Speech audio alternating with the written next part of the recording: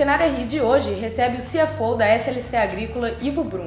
A empresa possui atualmente 16 fazendas nas regiões Centro-Oeste e Nordeste do país e tem como carro-chefe a soja, o milho e o algodão, além de investir também na compra, venda e locações de terras. Olá, Ivo, gostaria de agradecer a sua presença aqui no Cenário RI de hoje. Para dar início, eu gostaria que você falasse um pouco sobre a história da SLC. Obrigado pelo convite, Paula. É um prazer estar aqui contigo. Bom, a SLC está no mercado agrícola já faz 70 anos.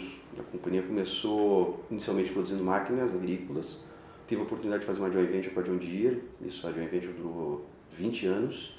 Isso nos deu um conhecimento, né, profissionalização dos profissionais da companhia. Depois focou um pouco mais na parte agrícola, de compra de terras, porque essa joint venture, 13 anos atrás, a John Deere comprou esse segmento da companhia, que era a construção de máquinas agrícolas. E a companhia focou mais na questão de terra. Então começou a comprar terras no Rio Grande do Sul inicialmente, mas em 1980 a companhia começou a migrar para o Centro-Oeste, né? Então comprou a primeira fazenda em Brasília, ao redor de Brasília, a Pamplona. Foi a primeira fazenda nossa na região. E aí crescemos, né? Quer dizer, crescemos de uma maneira bastante agressiva. Hoje estamos com 280 mil hectares de área plantada. A safra vai agora encerrada agora em agosto. E falando em boas notícias, eu gostaria de falar um pouco sobre o setor em 2013, né? O agronegócio cresceu nada menos do que 14,7% esse ano. A soja é a cultura que mais cresceu nas últimas 3 décadas. Como vocês vêm se beneficiando desse cenário e como você vê o setor em relação à economia brasileira? Você acha que o campo tem tudo para se firmar nos próximos anos como o principal responsável do PIB brasileiro? O setor agrícola tradicionalmente tem sido o carro-chefe da economia brasileira, né? Ele tem a demanda por soja tem aumentado todos os anos. Isso nós estamos falando de 3% nos últimos 30 anos de crescimento na demanda da soja. A produtividade, em contrapartida, cresce 1%, ou seja, isso demanda mais áreas. Isso está fazendo que a região do Centro-Oeste, que há 30 anos atrás não tinha lavouras, hoje é o celeiro do Brasil. Então, é um mercado que tende a crescer em função dessa demanda.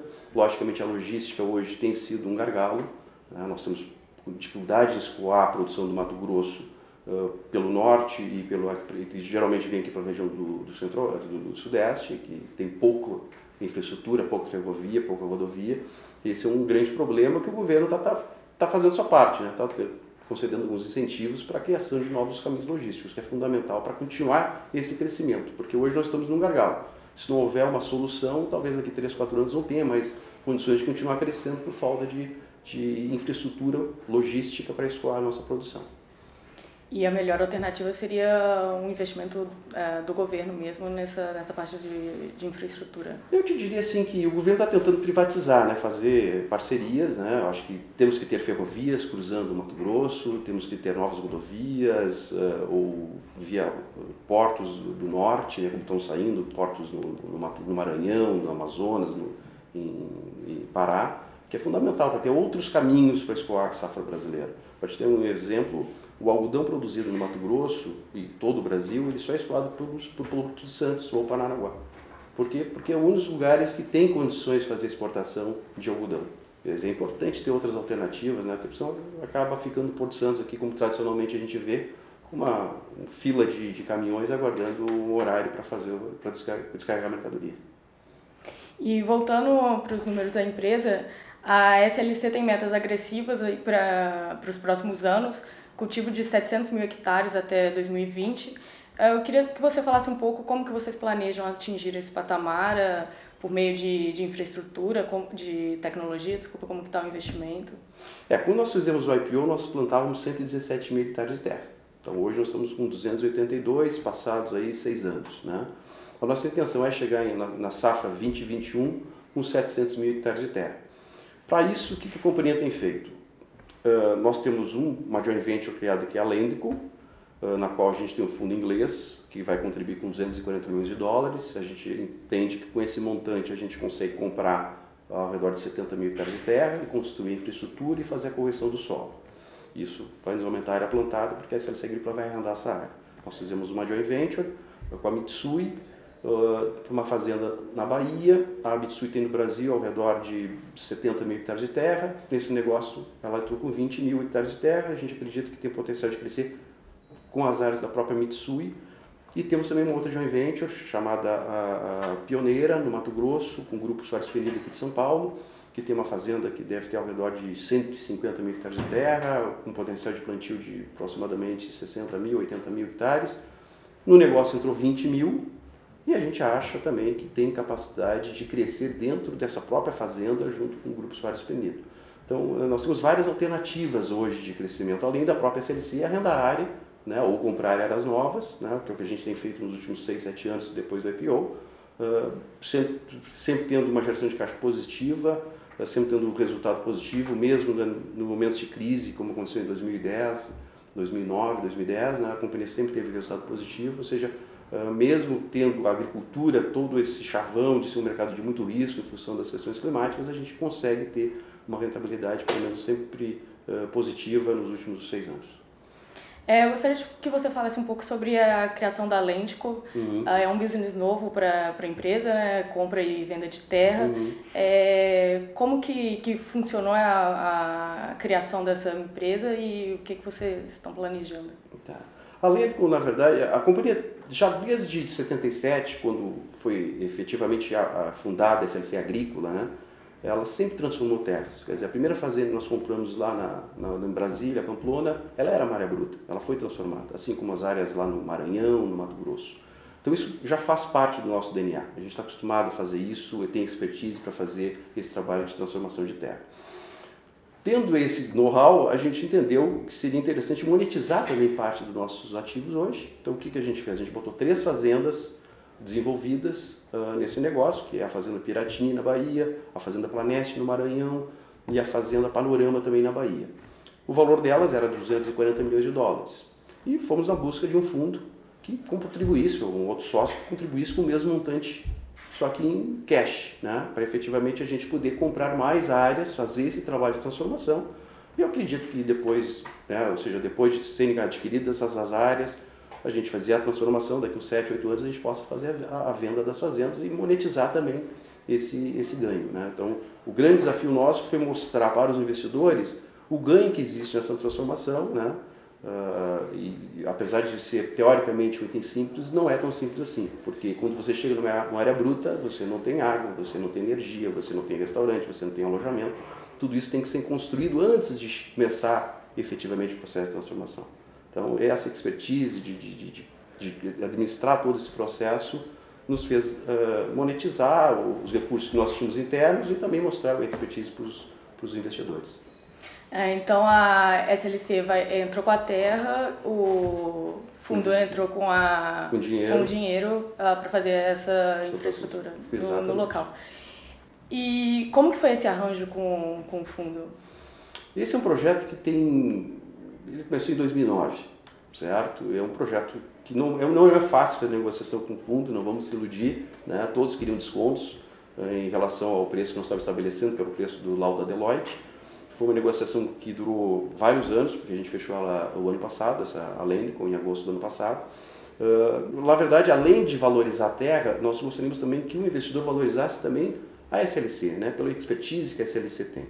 Então, essa construção de todo esse negócio foi bastante desgastante, mas eu acho que nós somos muito felizes. Encontramos um parceiro que valorizou não só a nossa terra pelo montante que a gente acha que vale, em função do laudo da Deloitte, mas também valorizou a expertise da SLC Agrícola. Então, nós estamos muito satisfeitos e acreditamos muito que nos próximos 7 anos, quando a gente for efetivamente descontinuar esse negócio ou vamos transformar esse ganho em valor efetivo em caixa, a gente tem muito sucesso e deixar o sócio satisfeito, porque isso nos dá condição de ter outros negócios como esse. E como que vocês fazem para fazer uma projeção de valorização dessa terra? A valorização da terra é muito complicado você fazer assim uma previsão. O que a gente acredita efetivamente a terra no Brasil ela é mais barata que a terra na Argentina e mais barata que a terra nos Estados Unidos. Mas o Brasil hoje, ele produz mais por hectare que os Estados Unidos e a Argentina, em termos de soja e no algodão. Então, só por isso, a gente tem um elemento estranho, Se nós produzimos mais aqui no Brasil, como é que as áreas lá fora do país são mais caras? São mais caras porque a logística lá é muito melhor. Então, essa vantagem de logística eles têm, e o que a gente comentou antes, com o crescimento a melhoria da logística no Brasil, certamente as terras do Brasil devem ser valorizadas. Mas, acima de tudo isso, nós acreditamos muito na demanda por soja, né? A soja ainda é a proteína mais barata do mundo, os asiáticos estão comendo mais carnes, isso está fazendo com que a demanda por soja cresça 3% ao ano e, consequentemente, você não tem terra para dar um suporte para esse crescimento. Nos próximos 10 anos, certamente, nós vamos ter que ter praticamente um outro Brasil para suportar essa demanda. Então, a terra vai crescer porque as commodities vão crescer, vão ter um aumento de preço em função dessa demanda.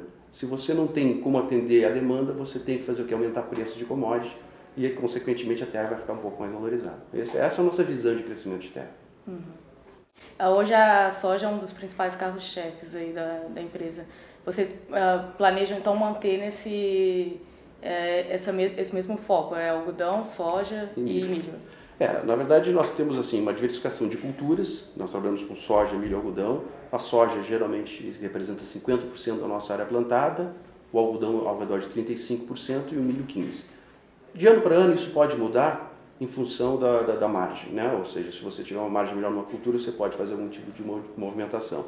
Mas nós também trabalhamos com rotação de culturas, então invariavelmente a gente sempre planta as 3 culturas, porque dentro dessa rotação cada uma tem a sua participação e tem a sua importância. Além disso, a gente também tem a diversificação geográfica, né? Ou seja, a gente tem fazendas no Mato Grosso do Sul, em Goiás, na Bahia, no Piauí e no Maranhão, e essa diversificação geográfica também nos ajuda, ou seja, muitas vezes a área de uma determinada região cresce mais que a outra, e a gente estando em todas as regiões, isso também nos ajuda a capturar todos esses ganhos que existem. Eu gostaria de falar um pouco sobre o resultado do segundo trimestre. Teve um impacto aí por conta do clima. Eu queria saber como que vocês fazem para mitigar esse efeito. Esse ano, infelizmente, a Bahia teve um problema de seca, né? Isso perdurou praticamente 30 dias. Isso prejudicou efetivamente toda a produção da Bahia e do Piauí, né?